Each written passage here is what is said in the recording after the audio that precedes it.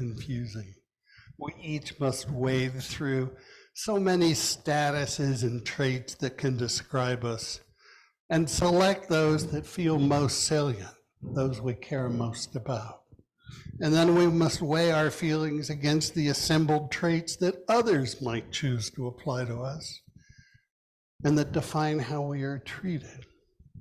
If I were to ask you, and don't worry, I won't, how you understand yourself, how you would define yourself to a stranger, you could choose to go to many places, and it would depend on the context. For example, in an ecumenical grouping, I might just say, I'm a Unitarian minister. But in a UU grouping, I would have to get more specific, and I might say that I'm a humanist and a religious naturalist who practices in a pastoral ministry. And I'm just me, and I know what that means without labels. But to others, I'm an agglomeration of my gender, sex, race, education, geography, profession, ability, status, attractiveness, marriage and family status, property holdings, English speaker, and the list can go on and on and on. And you all have your own lists. Many of these are ascribed. That is, they belong to me as fixed traits and have since birth. And others reflect things I have chosen or that were somehow came to me during the course of my life. One particular attribute I have is my citizenship. In most common understandings, I'm a resident of Chicago, but a citizen of the United States of America. And while I am not property of my nation, my citizenship determines much in my life, my responsibilities, expectations I can hold of others, and my position vis-a-vis the rest of the world. I don't really belong to the USA, but much of what I do is governed by the set of rules and agreements that the USA uses in defining itself. The United States is a nation state. It is the ultimate legal authority to which I am responsible, and it has the power to exercise force on and over me when it can claim the authority to do so. Hopefully, this is usually done justly. We know that's not always true. Nation states, though, have not been around forever. In the West, which is our cultural lineage, the modern idea of a nation state was recognized at the Peace of Westphalia in 1648, a meeting that's often credited with defining the modern international legal order. It relies on separate and independent nation states which each hold full sovereignty within their borders, and their sovereignty is equal regardless of the size and power of the nation. And it brings with it a full expectation of non-interference from other nations in their domestic affairs and of the inviolability of their borders. The idea of a nation and its inevitable companion, nationalism, were very quick to catch on in Europe and now define the political relations across the world. In today's world, there are almost 200 sovereign nations, I haven't counted lately, demonstrating a broad mix of internal polities and legal systems. And yet each is defined as independent and permanent. Yeah, they do change over time in some ways, whether through wars or secession or annexation or whatever, but the model is that the state is the inviolable component of international interaction and engagement. This is the principle by which our world is divvied up and by which it's managed. But we also know that many nations were formed as unnatural units, merging groups of persons with vastly different backgrounds, while simultaneously dividing functional cultural groupings with borders across nations. The description by Lord Salisbury that I read about the demarcation of Nigeria was repeated many times in future years. Maybe the delineation of the Middle East countries after World War II is a particularly problematic example, and we're still living with its consequences today. States do not interact and engage one another in any ways. States do interact and engage one another, often by establishing treaties and agreements, etc. But we must see that for the most part, all international agreements are voluntary, and they're not legally enforceable. Because there is no higher government, international agreements are non-binding and are sustainable only through honor and faithfulness, the threat of physical force, or the fear of non-reciprocal violence, of reciprocal non-compliance. This shows up in ways that states engage in diplomacy and negotiation with each other, especially in dealing with conflicts and disagreements. I have always felt that because they are limited in the ways they can engage and in the wealth of the dialogue they have to speak to one another, which is truly limited, that child psychology is probably the best tool for examining international relations. Lots of blaming, insulting, claiming foul, blustering are involved, usually using simple words, and lots of bluster. Now, everything I've laid out so far is simplistic, and it ignores lots of modern changes. But hey, I'm not a political scientist, and I need to move forward in a very short time here. We have recently developed new mechanisms for some types of international engagement. Some are logistic, like global cooperation on mail and telephone protocols and internet procedures, or the use of passports and visas for people to move between states, or a whole raft of other things that let cross-national activity happen in our world. There's been much thinking about formal international organization and possibly governance of some type, and there have been many trials. But the failures of 2 world wars in Europe brought attention to the fact that the old order did not work, and some newer reforms have been attempted since then.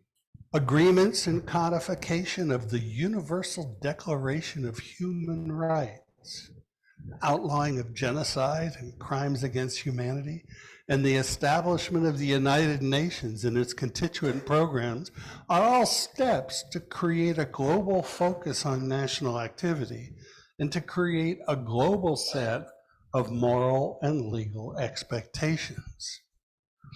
The Universal Declaration of Human Rights, which I think first came out as the Universal Rights of Man.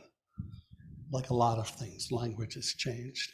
It has like 30 different points, and I'll just mention a couple that might sound familiar or might not. All human beings are born free and equal in dignity and rights, so that we sort of share a first principle. Everyone has the right to recognition everywhere as a person before the law. No one shall be subjected to arbitrary interference with his privacy, family, home, or correspondence, nor to attacks on honor or reputation. Everyone has the right to freedom of movement and residence within the borders of each state, and everyone has the right to leave any country, including his own, and to return to his country. That's just a few, but these are kinds of things that we said that we're committed to, ostensibly. All nations agree to this for the most part.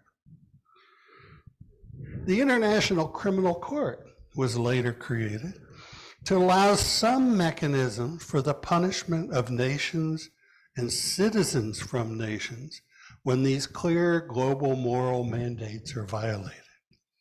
But every one of these moves to create global accountability, even for the most heinous actions, is still only effective when enforcement is possible, which requires cooperation, most often, from the nation housing the accused parties. The UN cannot act unless no one on its Security Council doesn't veto the action, which doesn't seem to happen very often in times of real conflict. The International Court can declare somebody a war criminal or declare a nation in violation of international law, but they have no power to bring them to The Hague for trial. Other actors must do that for them. So the world has made a decent attempt to build some moral consensus, but it's not quite been able to force compliance with this moral consensus. They're guidelines. There are very few teeth in these rules. I've been describing international systems, international agreements, international problems. And in all of these cases, the fundamental problem reverts to the mutual actions of different nation states and their willingness to allow control over certain actions to other groups. In all cases, things that are international presume nations, always nations. The seed of thinking globally rather than just nationally or internationally is recognizing that modern life is moving in many ways that just don't pay attention to borders, and they don't count much on politics. Despite trade barriers and agreements and treaties and all that kind of thing, the economies of all parts of the world have increasingly become intertwined and interdependent. Many corporations are now fully global in reach. And while they must deal with the national laws wherever they operate, their actions and strategies operate on a very different, a supranational level. They're pursuing their own interests, not that of the places where they operate. Scientific developments, education ideas, these all tend to move fairly freely around the globe. The internet renders communications instant and provides broad access to knowledge resources. States can work to contain access to some of these resources, but never fully. The Chinese student rebellion of the last decade was logistically coordinated by student accounts on university computers here in the United States. And even more than our routine activity, we can see in some of the biggest threats to our continued existence the need for global, not local concern. The first we faced was really the threat posed to all life by weapons of mass destruction, the nuclear age. The narrative of possible annihilation is far less pronounced today than it was, say, in the more active years of the Cold War. I'm not sure the threat is smaller. We just focus on it less. Controls have been attempted through treaties, bilateral non-proliferation agreements, and all kinds of such things. And the nuclear powers have done all they can to make sure that the club stays small and nuclear weapons don't spread to smaller nations or other groups. A clearer threat to our future lies in the consequences of climate change, which we have to accept is something that we have created. Unless we manage to contain carbon emissions and manage other aspects of how we deal with our planet, we face extreme disruption in our physical environment, rising sea levels, extreme weather patterns, changes in what land is habitable and arable. A disproportionate share of the CO2 emissions in the past has come from the wealthier nations, but deforestation, extraction, and petroleum use are increasing worldwide. But regardless of the cause, the consequences are global and attributable to human activity. Climate change requires concerted effort on the part of all nations, all people, if we hope to mitigate and defer the effects of warming. My fear is that maintaining our focus on nations, national peoples, nationalism, works to compromise humanity's efficiency in responding to such environmental threats. Our natural competitive understanding of how we relate with other nations promotes an attitude of domestic self-interest. And as we've seen, it's very easy to mobilize. It's a very active force right now in our own country. And as long as the primary political competitions remain focused inside a nation, the potential leaders are motivated to claim that national interests are primary. And it's not uncommon to try to push issues like climate change out of the discussion, either by blaming outsiders or claiming that it's larger than just a national issue. In multiple places, the term globalist has been wielded lately as an attack by conservative forces wishing to focus on local issues only. This was a frequent talking point of Donald Trump's, as fed to him from Stephen Miller, who's the real person with that position in the administration then. How can we maintain a political order that incentivizes the self-interest of each of the component nations and suppress our desire to address global issues that affect all of humanity and the wellness of our planet? Does our privileging the nation state over any other grouping act as a barrier to effective cooperation? Now, the suggestion of global citizenship, it's not new. We heard the Greek Diogenes speaking of being foremost a citizen of the world. That was a long time ago. And this thought has echoed in and out of political philosophy ever since. Where does our fealty really belong? Who do we care about? Who cares about us? I was raised as a proud American child. This was in the 1950s. I knew that our nation was the greatest and that our experiment in democracy was a beacon for the world. I accepted patriotism to be as natural and as important as maybe baseball and apple pie even. Questioning the United States was out of the question. Well, until it wasn't. Questioning the United States really grew in me with Vietnam, the war there, the draft, and then clear understanding of racial oppression, and a few other things that really changed my point of view. And I'm now quite conflicted about who I should be. I live in this current world order, and so I do the best I can with what I have. I try to engage in American civic discourse, American elections and the national issues of the day, but my heart is only in it partially. I'm no longer a patriot. I'm a pragmatist. My heart, and maybe my soul, feels that I am American by circumstance, but that I, like Diogenes, want to be a citizen of the world. My family of choice would be all of humanity, and I don't see how any other posture could make sense anymore. There are many reasons why we can't expect or hope for a global political order in the near future. The vested interests of those who benefit by the current order will make sure of that.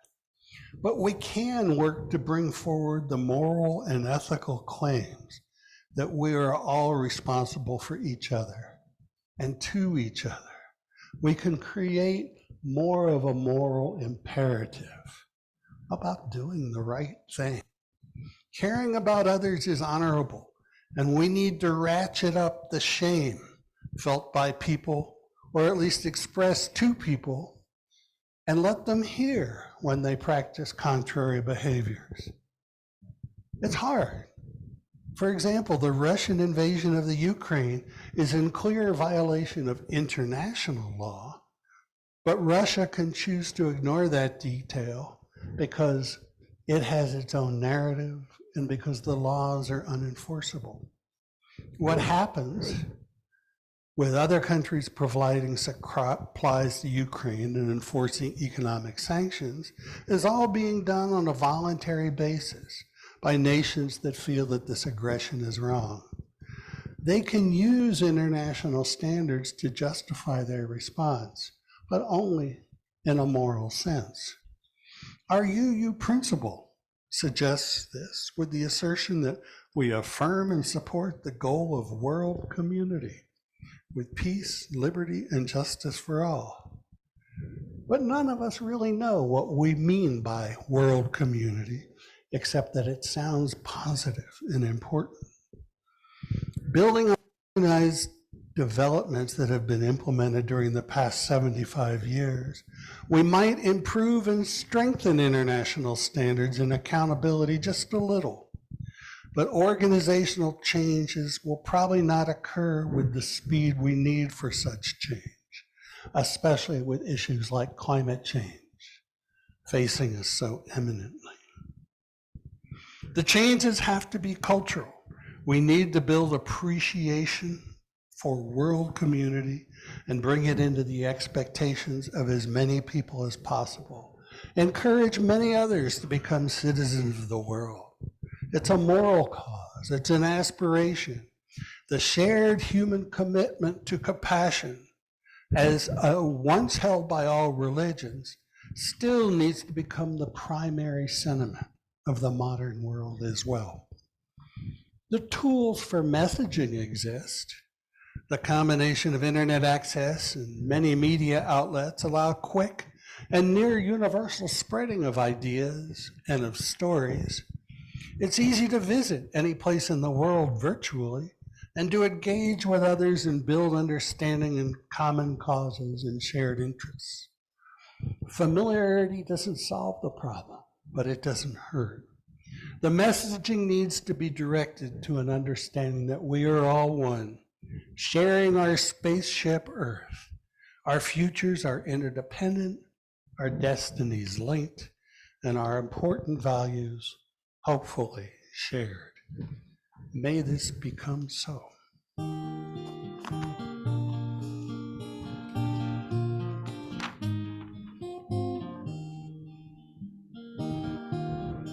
Please rise if you willing and join in singing hymn number 318, We Would Be One.